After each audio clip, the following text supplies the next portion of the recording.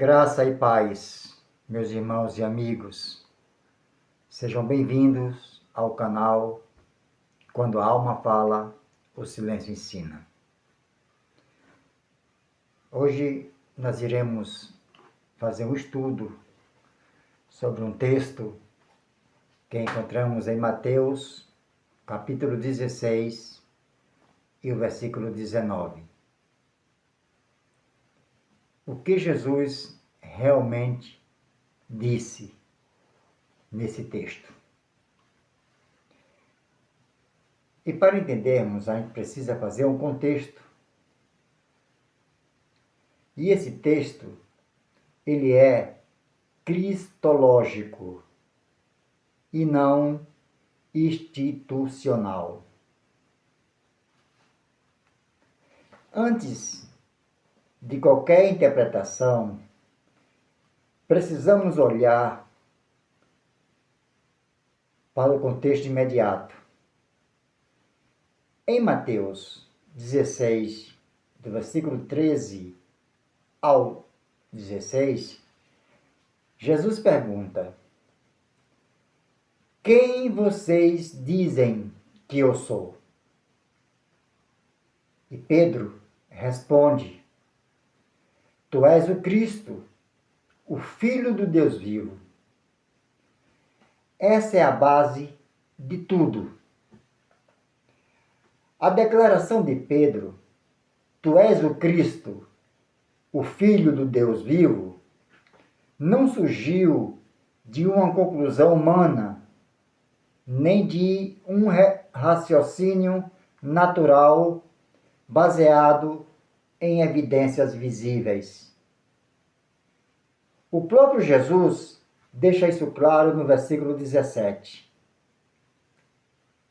Não foi carne e sangue quem te revelou, mas meu Pai que está nos céus.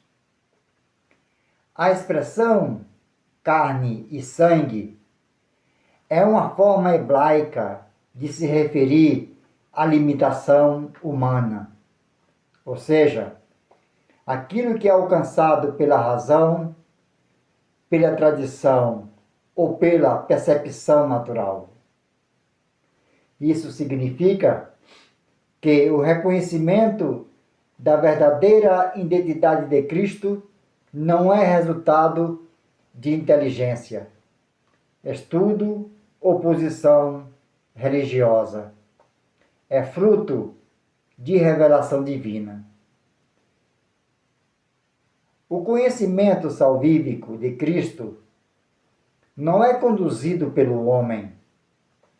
Ele é concedido por Deus. Isso nos conecta com outras passagens. João, capítulo 6, versículo 44.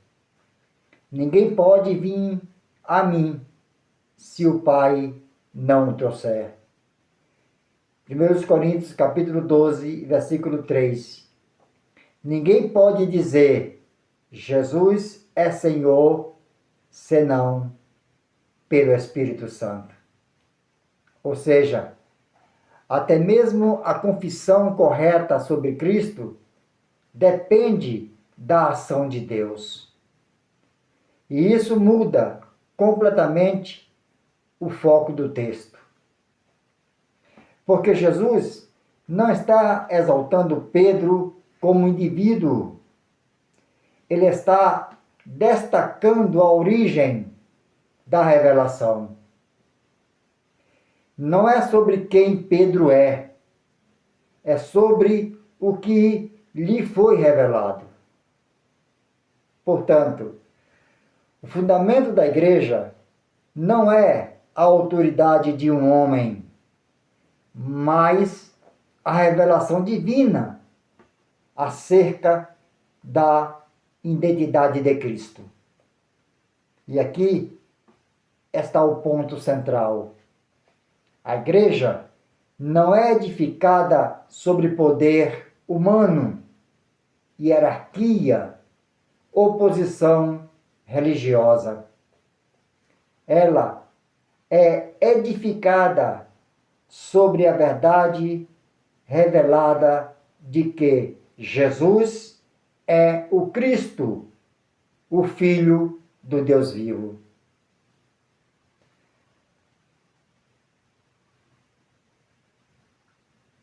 Quando Jesus falou sobre esta pedra, o que ele quis dizer?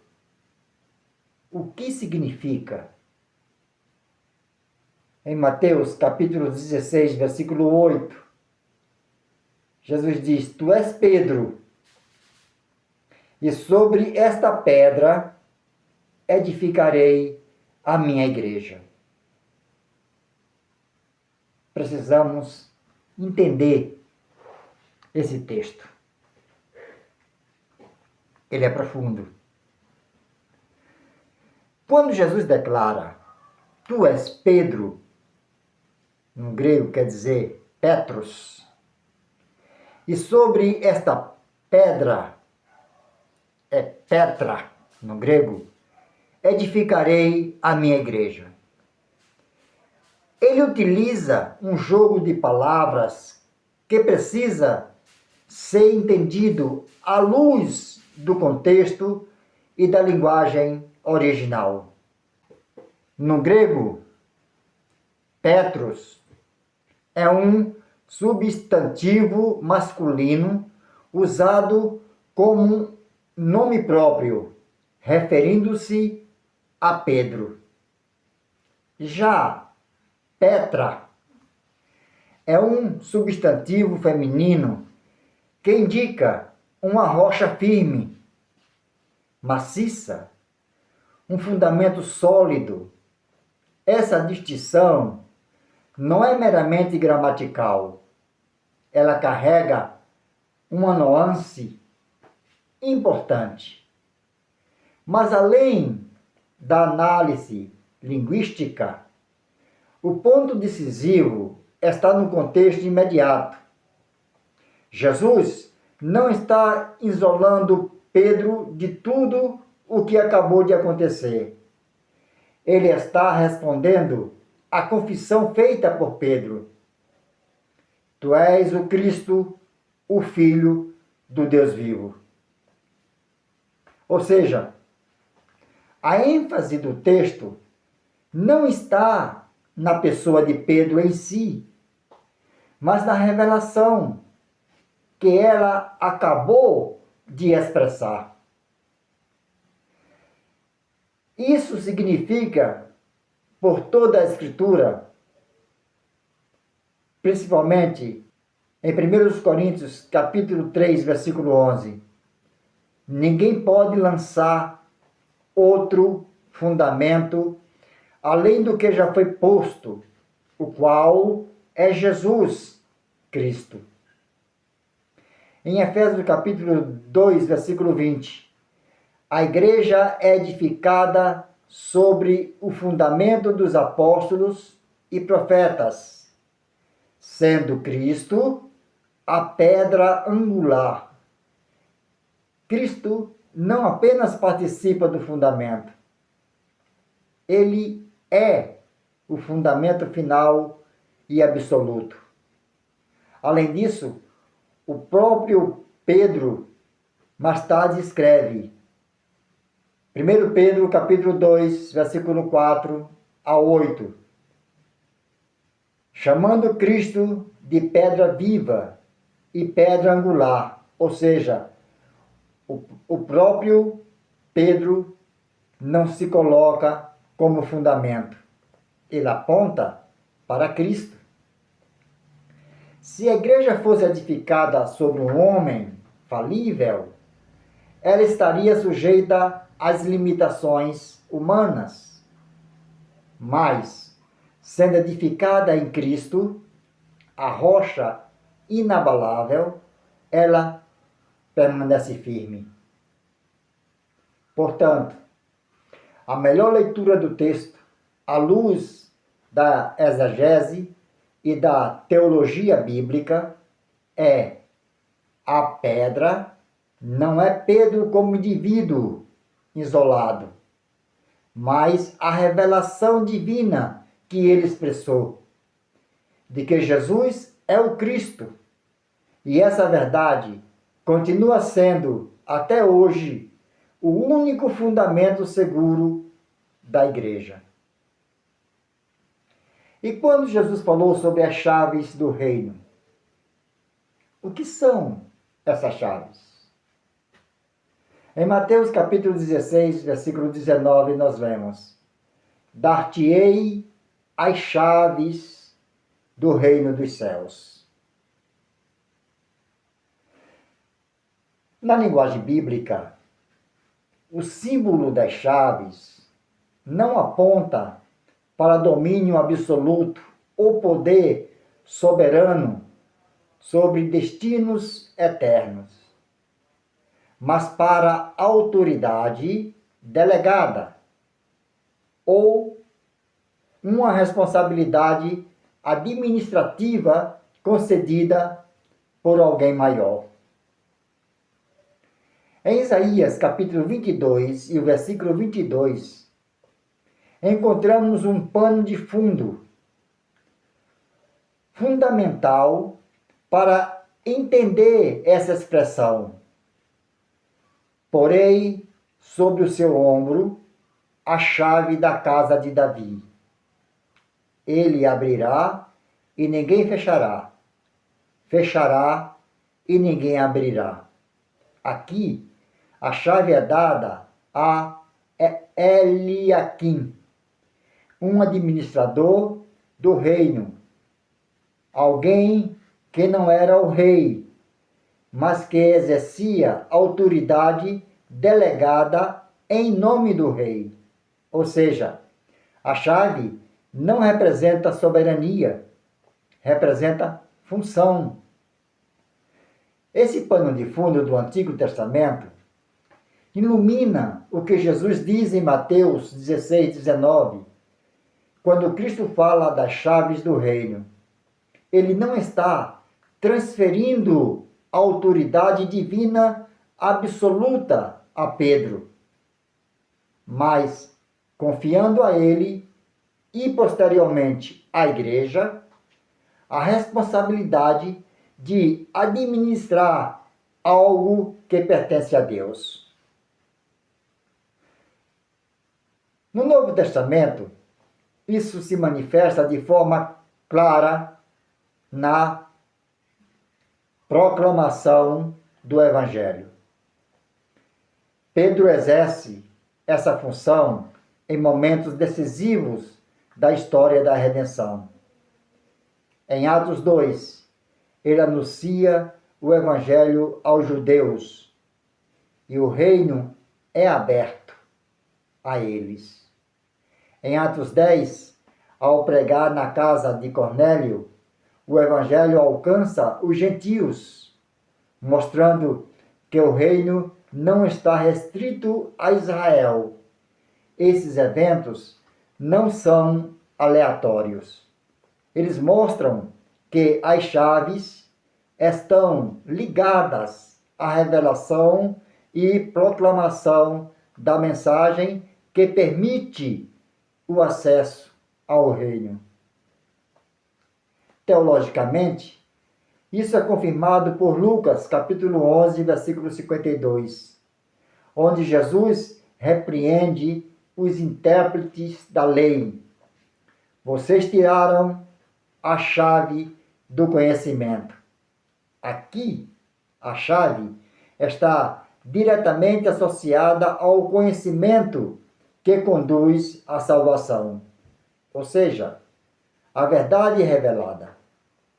Portanto, as chaves do reino não são um instrumento de controle sobre o céu, mas um encargo espiritual: anunciar fielmente o Evangelho que abre o acesso ao reino de Deus.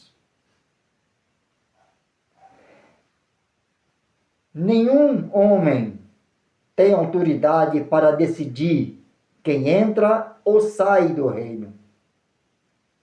Mas a igreja tem a responsabilidade de proclamar a mensagem pela qual as pessoas entram. Uma conclusão clara: as chaves não dão poder para controlar o céu, mas responsabilidade para anunciar o caminho que conduz a ele. E esse caminho não é uma instituição, é uma pessoa, Jesus Cristo.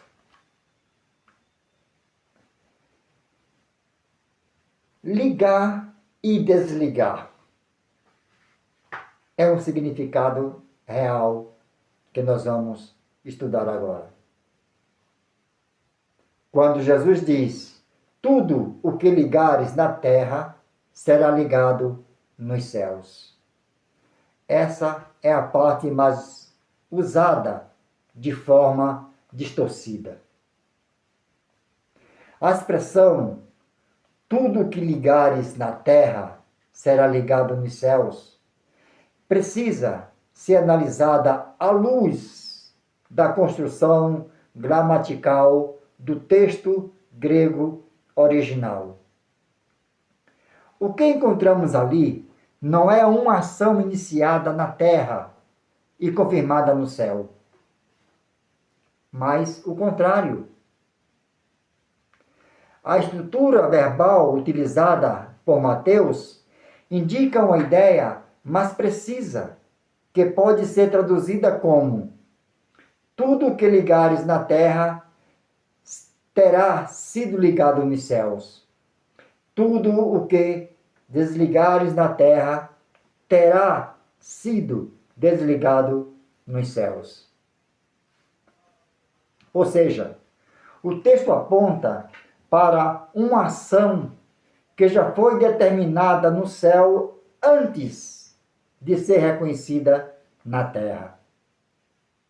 Isso muda completamente a compreensão do versículo. Não se trata de homens tomando decisões espirituais que Deus valida depois, mas da igreja reconhecendo e declarando na terra aquilo que Deus já estabeleceu no céu. Teologicamente, isso preserva uma verdade fundamental. A soberania pertence a Deus. A autoridade da igreja é real, mas ela é derivada, subordinada e dependente da vontade divina. Esse princípio aparece em outras passagens. João capítulo 20, versículo 23. O perdão é declarado com base na obra de Cristo. Em 1 João capítulo 1, versículo 9, quem perdoa é Deus, não o homem. A igreja não cria o perdão, ela anuncia o perdão que Deus oferece. Ligar e desligar não significa determinar o destino eterno de alguém, mas declarar, com base na palavra de Deus, o que já está definido nos céus.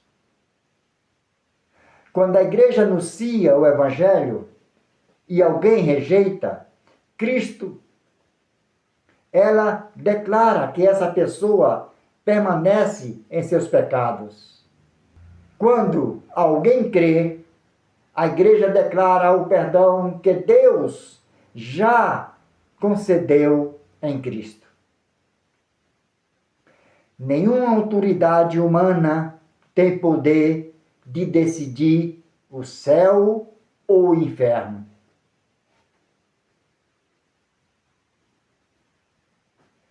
A igreja não legisla sobre o céu. ela testemunha o que o céu já decretou. A ação não começa na terra, ela começa no céu. E a função da igreja não é determinar a vontade de Deus, mas proclamá-la com fidelidade. Ligar e desligar era uma expressão rabínica comum que significava permitir ou proibir, declarar algo válido ou inválido. No contexto da igreja, isso se refere à autoridade de declarar aquilo que Deus já estabeleceu. O que isso não significa? Esse texto não significa que um líder pode decidir quem vai para o céu ou inferno. Esse texto não significa que um homem tem autoridade soberana espiritual. Esse texto não significa que a salvação depende de líderes humanos. Isso contradiz toda a Escritura. João capítulo 14, versículo 6. Jesus é o único caminho. 1 Timóteo capítulo 2, versículo 5. Um só mediador.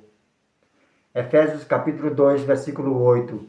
Salvação é pela graça. A interpretação de Mateus, capítulo 16, versículo 19, precisa ser confirmada pelo próprio ensino de Jesus em outros textos.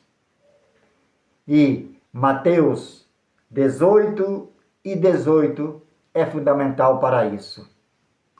Em verdade vos digo que tudo o que ligardes na terra terá sido ligado nos céus, e tudo o que desligardes da terra terá sido desligado nos céus. Aqui Jesus utiliza praticamente a mesma linguagem, mas agora não está falando apenas com Pedro, e sim com os discípulos no contexto da comunidade.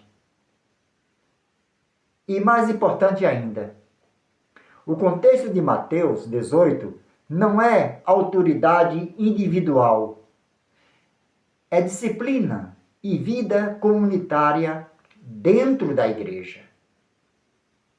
Nos versículos anteriores de Mateus 18, 15 a 17, Jesus ensina como lidar com o pecado dentro da comunidade. Confronto pessoal, confirmação por testemunhas, envolvimento da igreja. Somente depois disso ele declara sobre ligar e desligar. Isso revela algo profundo. A autoridade mencionada não é arbitrária. Ela está vinculada à obediência, à palavra e ao discernimento coletivo da igreja. Além disso, o uso do plural ligardes, desligardes, deixa claro que essa autoridade não pertence a um indivíduo isolado, mas à comunidade dos discípulos. Teologicamente, isso estabelece um princípio importante. A autoridade da igreja é derivada, vem de Deus, é regulada pela palavra, é comunitária, não individualista. Isso significa algo muito importante. Nenhum homem isolado recebe autoridade soberana para determinar destinos eternos. A igreja, como corpo, tem a responsabilidade de preservar a verdade do Evangelho, aplicar a disciplina bíblica, declarar aquilo que está de acordo com a vontade de Deus, mas sempre debaixo da autoridade de Cristo. Efésios capítulo 1, versículo 22 se reforça: Cristo é a cabeça da igreja. Não se trata de autoridade individual absoluta, mas de uma função espiritual exercida pela igreja em submissão à palavra e à vontade de Deus, e onde Cristo é a cabeça. Nenhum homem pode ocupar o lugar de autoridade final.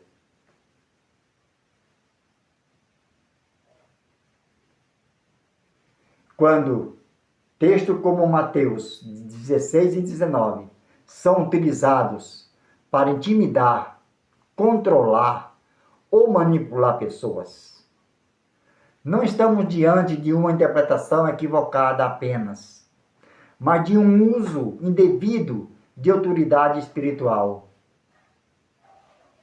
E isso, à luz das Escrituras, pode ser caracterizado como um abuso espiritual. Porque o que acontece na prática é uma distorção da ordem estabelecida por Deus. Primeiro, desloca-se Cristo do centro. A autoridade que pertence exclusivamente a Ele, como cabeça da igreja, é, na prática, transferida para líderes humanos. Segundo, coloca-se o homem como autoridade final. Em vez de apontar para Cristo como único mediador, cria-se uma dependência indevida de líderes, como se eles tivessem controle sobre o acesso a Deus. Terceiro, substitui-se a fé pelo medo. O Evangelho chama o homem ao arrependimento, à confiança e à liberdade em Cristo. João capítulo 8, versículo 36. Mas quando esse texto é usado de forma manipulada, ele gera insegurança, culpa e submissão baseada em temor humano, não em reverência a Deus. Biblicamente, líderes são chamados para servir. Marcos capítulo 10, versículo 42 a 45. Cuidar do rebanho. 1 Pedro capítulo 5, versículo 2 e 3. Ensinar com fidelidade, e não para dominar ou controlar consciências. Pedro, inclusive, orienta: não como dominadores dos que vos foram confiados. Isso é extremamente significativo. A autoridade espiritual legítima nunca oprime, ela edifica. Nenhum homem possui autoridade para decidir o destino eterno de outra pessoa. Essa autoridade pertence somente a Deus. E qualquer ensino que sugira ao controle precisa ser confrontado com a verdade das Escrituras. Quem utiliza a palavra de Deus para controlar pessoas não apenas distorce o ensino de Jesus, mas se afasta do próprio caráter de Cristo. Porque Cristo não veio para escravizar, ele veio para libertar. Diante de todo o contexto da análise exegética e da harmonia das Escrituras, a declaração de Jesus em Mateus 16, 19 se torna clara e segura. A igreja, de fato, recebeu autoridade. Mas essa autoridade precisa ser corretamente compreendida. Não é uma autoridade criadora, é uma autoridade declarativa. Ou seja, a igreja não estabelece verdades espirituais. Ela reconhece, preserva e proclama as verdades que já foram estabelecidas por Deus. Essa distinção é fundamental, porque a fonte da verdade não está na igreja, está em Deus. A igreja não legisla sobre o céu, ela testemunha o que o céu já determinou. Isso coloca cada coisa no seu devido lugar. Deus é soberano. Cristo é a cabeça da igreja. A palavra é o padrão final de verdade. E a igreja é serva dessa verdade.